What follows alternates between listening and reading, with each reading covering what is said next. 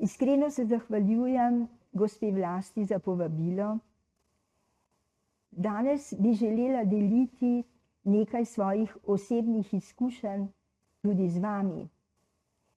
Želela bi predstaviti tudi naš zdravniški poklic kot posebno poslanstvo, poklic, ki je poln osebnega odpovedovanja, a tudi sreče ob tem, ko nas bolniki zapuščajo pozdravljeni, veseli in z vizijo za prihodnje življenje.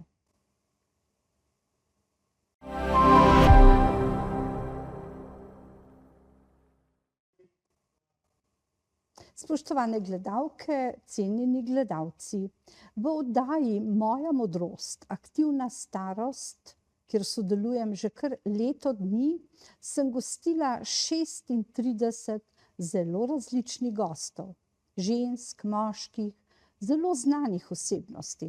A še nikoli se mi ni zgodilo, da bi dobila toliko prošenj, da povabim nekoga za gostjo. To je zelo znana osebnost, profesorica, doktorica Metka Zorc. Lepo pozdravljen. Lep pozdrav. Midve se tikava, ker se poznava že 20 let, sem ugotovila. In sicer spoznali sva se, ko si bila kandidatka za Slovenko leta 2006 in si to tudi postala. In takrat pravzaprav te je poznala že cela Slovenija. Imela si veliko pacientov, hvaležnih pacientov, združenih v posebno društvo, ki so glasovali zate, ki so te podpirali in te zagotovo še danes. Naše gledalke in gledalce seveda zanima začetek poti zdravnice. Priznana kardiologinja, svetovno znana, z medikorjem v Izoli. Vendar kako se začne, kako mlado dekle morda že sanja o medicini? Da.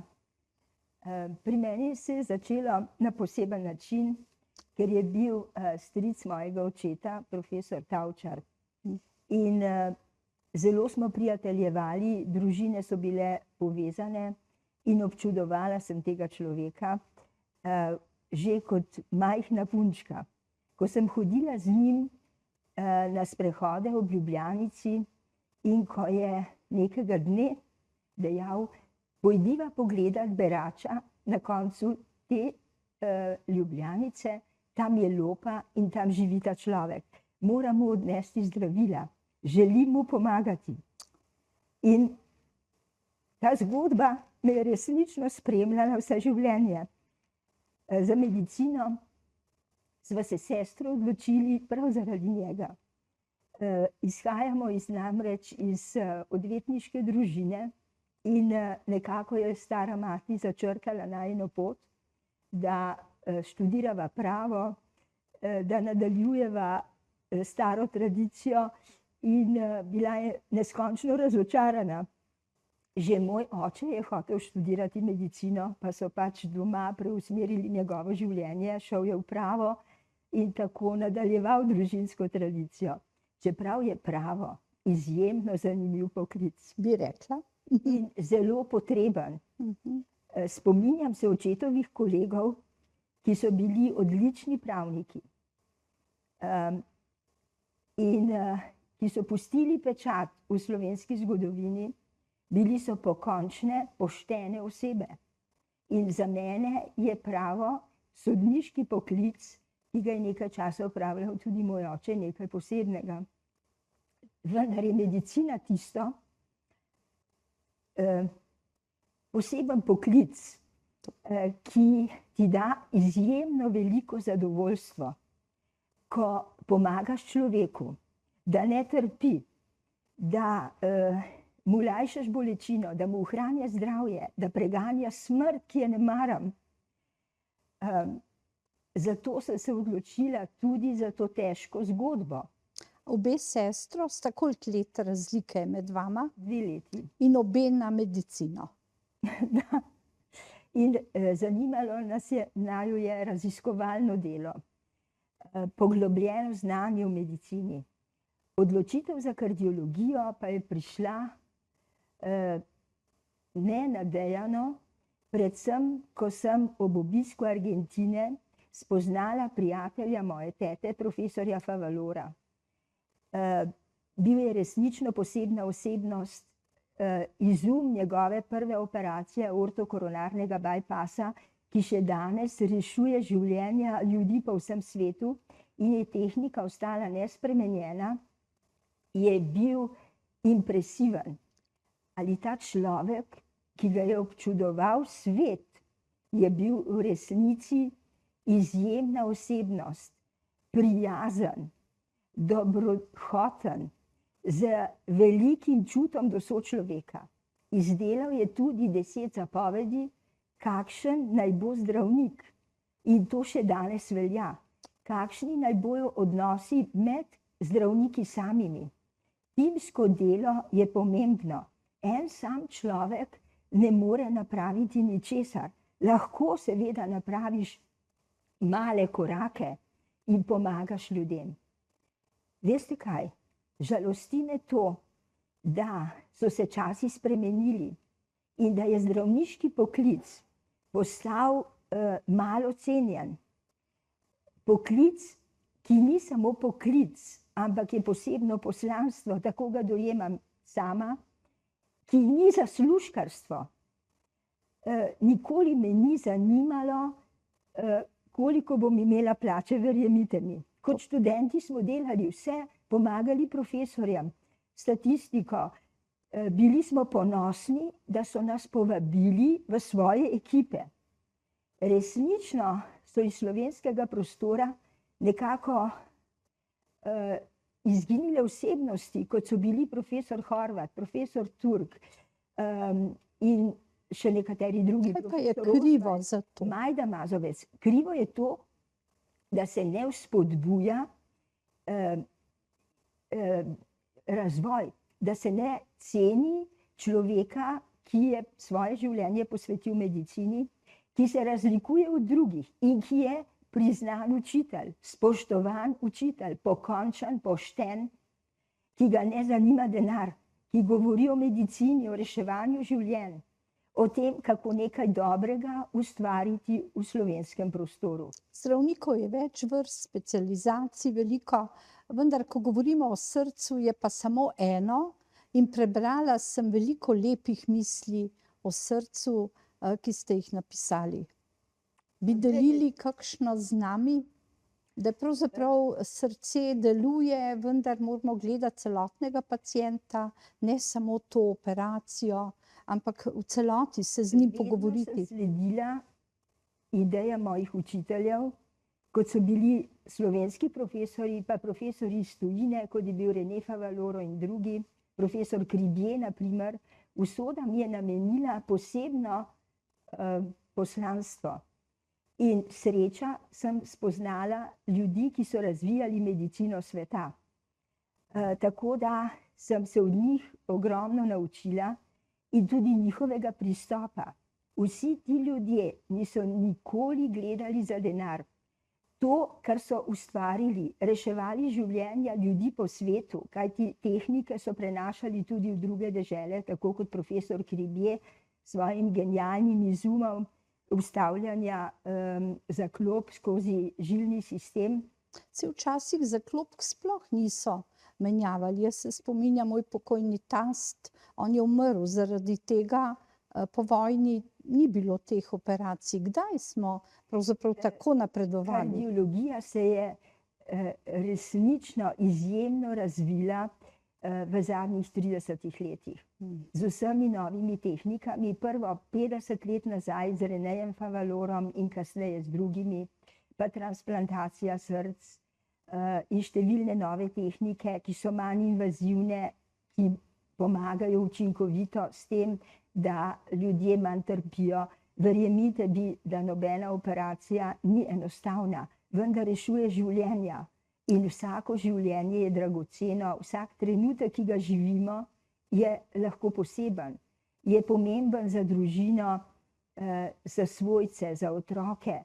Prenaša se znanje iz stare generacije na mlajše in to je pomembno.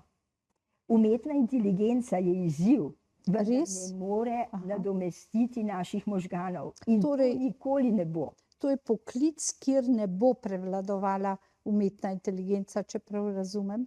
Jaz mislim, da ne, da bo pa pomagala mnogokrat nam, da bomo morda lažje delali, da se bodo zbirali podatki, ki smo jih mnogokrat zbirali sami ali v nočnih urah po napornem delovniku, še to, da delamo statistične analize, da se lahko pišejo članki, da predstavljamo svoje delo. To bo sigurno bolje. Pa tudi morda bo pomagala pri analizi podatkov, ki jih imamo, in morda nam to da še dodaten podatek, da lahko lažje in boljše prispevamo k odločitvi zdravljenja za posameznega bolnika. Sedaj bomo zaključili prvi del in po kratkem premoru nadaljevali.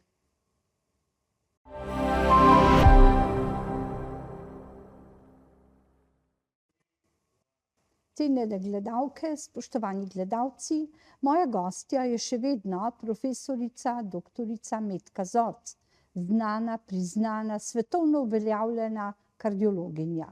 Nadaljevali bova ravno tam, kjer sva pravzaprav končali v prvem delu, kako je s temi srčnimi operacijami, kako so tudi k nam prišle, kajti tujina jih je poznala, kje ste se pravzaprav naučili vseh teh veščin, ki so več kot potrebne, kajti kardiolog je tisti, ki pravzaprav res živi med življenjem in smrtjo nekoga. Nekdo je praktično skoraj mrtev in spet oživi, dobi novo srce, zaklopke, česar včasih ni bilo. Poglejte, pionir srčne kirurgije v Sloveniji je bil naš učitelj in ugledni profesor Košak. Z veliko empatije, požrtvovalnosti je prenesel znanje iz Amerike v domovino in opravil številne operacije, prvi v takratni skupni državi. In njegova zasluga je, da se je srčna kirurgija, ki se je razvila v Sloveniji, razširila tudi v druge jugoslovanske republike. Pomagal je mnogim ljudem. Seveda pa so obstajali še drugi izzivi v tujini, kjer je razvoj tekel mogoče hitreje, gotovo hitreje zaradi sredstev, zaradi družbe, ki je bila pozitivno nastrojena, odnosno pozitivno je gledala na razvoj medicine bolj kot v takratni skupni državi. Profesor Košak je zelo veliko svoje energije vložil, da smo prišli do tam, kjer smo bili, kar je vsega spoštovanja vredno. Ampak sama sem potem skozi možnosti, ki sem jih imela preko sorodnikov, prišla in omogočeno mi je bilo, da pridem v ekipo profesorja Hana v Ženevo in tam sem spoznala profesorja Radovanoviča, ki je bil briljanten kirurg. Pa ne samo kirurg, tudi profesor, človek, kompletna osebnost, ki je razvijal medicino. Če veste, da sta on in profesor Han izvršila prvi aortokoronarni bypass, da sta prenesla znanje Reneja Favalora v Evropo. Tako je Švica bila na tem področju v tistih časih prva v evropskem prostoru. Tako da sem imela to možnost, da sem začela svojo zgodno kariero na oddelku v Ženevi in potem na kliniki Genolier. Začela sem povezavati potrebe ljudi, ki so v Sloveniji hodili na operacije, odnosno tudi iz bivših jugoslovanskih držav v Ženevo. Aha, najprej je bilo tako, da sploh ni bilo tukaj operacije, ampak v tujini. Bile so tukaj, ampak težke operacije, komplicirani slučaji, zahtevna zdravljenja so nekako bila omogočena v Švici. Kasneje je profesor Radovanovič ustvaril ekipo in s to ekipo, v kateri sem se znašla tudi sama, smo gradili Sremsko kamenico. Vi morate imeti tim, ki deluje, kot je večkrat poudaril, kot švicarska ura. Organizacija, ki je kot vojaška organizacija postavljena s tem, da klinika dobro dela, da ima odličen rezultat in ti rezultati zdravljenja morajo biti kontrolirani. In pod črto je vedno to. Za vsakega bolnika, še danes tudi v Medikorju, izračunamo predviden riziko in potem dejanski riziko. Če dejanski riziko, rezultat presega predvideni, potem je nekaj narobe v ekipi. Mi smo seveda zelo, zelo srečni, da nam uspe ohranjati vizijo in delo profesorja Radovanoviča. Kako ga je bilo sploh pridobiti težko? Zelo težko, vendar sem jaz se dokazala s svojim delom že predhodno in tako je profesor sam pristal na povabilo prve slovenske vlade, gospoda Lojzeta Peterleta, ministrice gospe Katje Boh. Zgodba je namreč dolga. No, ta povabila je, ker se je gradnja in lokacija zavlekla, možnosti so bile take in drugačne. Govoriva o Medikorju. O Medikorju. Jaz vam samo nekaj povem. Če bi vso svojo energijo uspela posvetiti organizaciji zdravstva in klinik in to, bi naredila mnogo več. Tako je bilo, da sem pol svojega časa branila naše delo, pol časa smo delali. Kajti vedno obstaja tudi neka nesoglasja. Ljubosumje morda? Dobro, glejte, ljudje smo si različni. Jaz sama spoštujem vsakogar, vesela sem uspeha kolegov. Dobro, če drugi mislijo drugače, je tudi prav, ne bi se pač ne bi ocenjevala nikogar. Vendar je bila zgodba taka, da je potem tudi predsednik vlade takratne, gospod Drnovšek, povabil profesorja Radovanoviča na razgovor.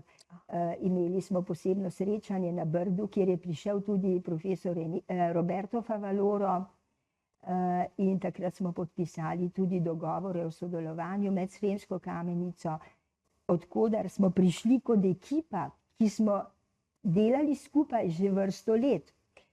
In potem tudi Roberto Favaloro, ki nam je mnogo pomagal, tudi kasneje, tudi danes je stalno prisoten kot predsednik strokovnega nadzora. Prihaja še v Slovenijo. Vsi prihajajo.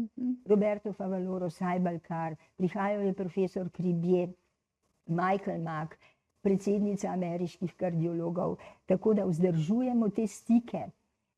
Vpeti smo tudi v posebna raziskovalna sodelovanja in to je tisto, kar je potrebno, da inštitucija živi in da se razvija naprej. A presaditve srca se tudi presaditve, to pa ne. Torej, kaj dela Medikor? Kakšne preiskave in kakšne operacije? Medikor dela vso vrsto operacij na srcu, razen transplantacije, in vso vrsto diagnostičnih postopkov, tako da tu res... Kako ste pa dobili prostor zraven izolske bolnišnice? Ni to prostor. Takrat, v tistem času so bile enormne čakalne dobe na srčne operacije. In mi smo imeli več idej, da postavimo center na Bledu, pa v Ljubljani. Vendar je to bilo kar dolgotrajno in se je odmikalo, tako da je takratna ministrica za zdravje že predlagala, gospa Katja Boh, da bi morda najeli prostore v bolnišnici Izola. To se je seveda kasneje uresničilo, ko je postal predsednik vlade gospod Drnovšek in takrat so omogočili, da Medikor najame prostore. To so najeti prostori? Najeti prostori, ampak prvi, ki je tudi podprl naš projekt in vse, kar smo predstavili, je bil profesor dr. Dušan Keber kot minister za zdravje. In takrat je profesor Keber organiziral mednarodno komisijo, da pregleda naše delo, da pregleda ekipo, da pregleda vse člane, rezultate našega dotedanjega dela In mi smo potem na mednarodnem razpisu dobili pač vsa potrdila mednarodnih strokovnjakov, ki so obiskala pač Slovenijo. To je bil profesor Hans-Georg Bors, profesor Pachinger, profesor Weidinger in bil je v komisiji tudi profesor Kenda. In nažalost sta dva profesorja umrla, profesor Weidinger pa je še aktualno pač deluje v Združenju kardiologov Evrope in je bil pred letom dni izjemno vesel, da je njegov projekt tako dobro zaživel. Pravi, sem prav ponosen, da sem dal svoj podpis za vašo ustanovo pred 30 leti. Zelo lepo, nadaljevali bova v tretjem delu, ko se bova pogovorili tudi o fotografijah, ki jih naše gledalke in gledalci vidijo tu za nami.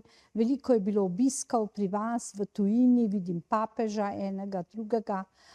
Veliko ljudi praktično ste srečali na tej poti, tako službeno kot zasebno. Torej nadaljujeva v tretjem delu.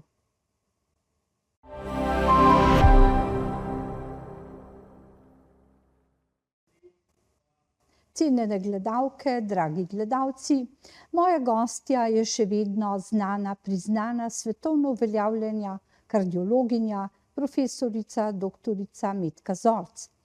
Veliko sva govorili o srcu, operacijah, o tujini, o očetih in vseh, ki so pomagali, da je Medikor zaživel. Ali lahko vprašam, kolikšna je bila starost najmlajšega in najstarejšega pacienta, ki je bil pri vas? Najmlajši bolnik je bil star 17 let, a najstarejši 98. Še pri 98 operirate? Ja, to je možno sedaj po tej novi metodi, mislim, sedaj ni več nova metoda, ker se izvaja že več kot 18 let in jo je pač razvil profesor Cribier, ki je tudi nam pomagal razviti ta oddelek za perkutano implantacijo, to se pravi zaustavljanje za klopsko-žižilni sistem. Tudi sam je nadzoroval naše delo in bil navdušen, da smo prenesli njegovo znanje sem in da zasledujemo in nadaljujemo njegovo vizijo. Najstarejši bolnik pa je po usodi bil oče našega kolega in je neverjetna oseba pri teh letih. Preživel operacijo? Ja, seveda. Ampak ne samo to, on deluje popolnoma, je ekonomist po izobrazbi, rezbari in celo je dobil podaljšanje vozniškega dovoljenja čez 102 let. Ko bo imel 102 leti, bo lahko, pa še nisem slišala.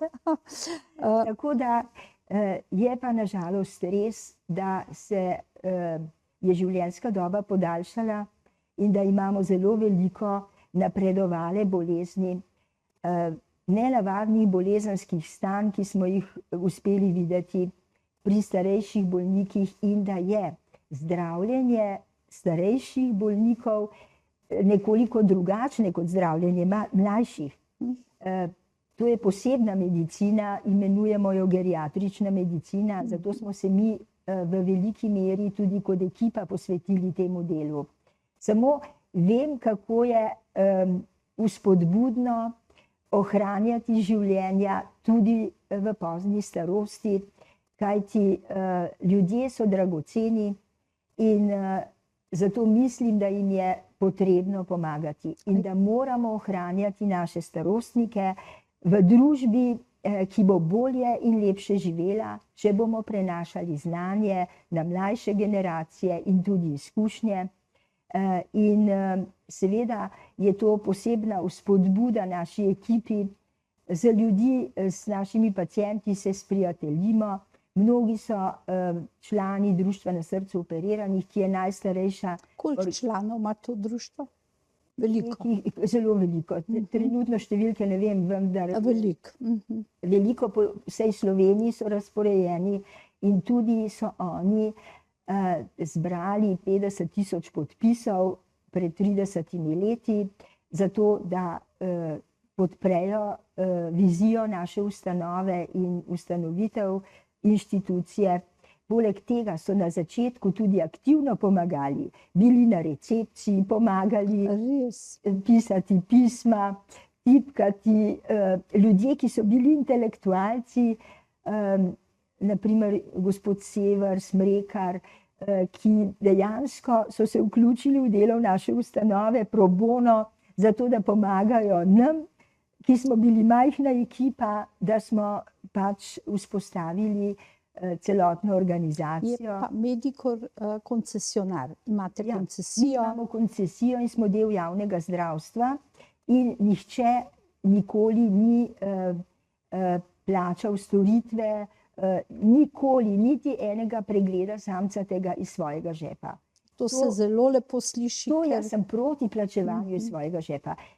Ni problem, recimo, kozmetične storitve ali karkoli drugega, ampak težka medicina, zahtevni posegi, srčna obolenja, to pa se mi ne Zagotovo. zdi, da bi ljudje, ki so že tako ali tako bolni, potem še razmišljali, kako si bodo prihranili denar.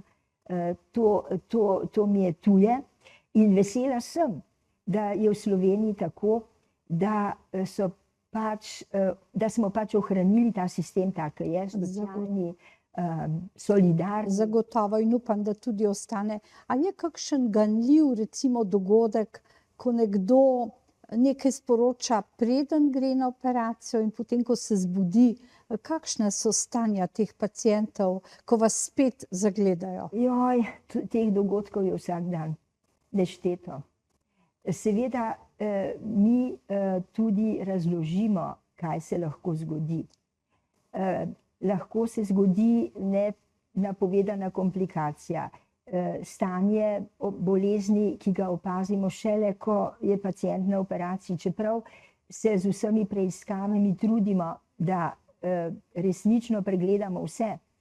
Ampak vedno je srčna operacija zvezana z rizikom. Seveda. Ni kirurškega centra na svetu, kjer nihče ne bi umrl zaradi bolezni, ne Zagotovo. zaradi naše terapije. In seveda ljudje pišejo, me prosijo, da sporočim svojcem njihove želje. Verjemite mi, da včasih ni lahko. Verjamem.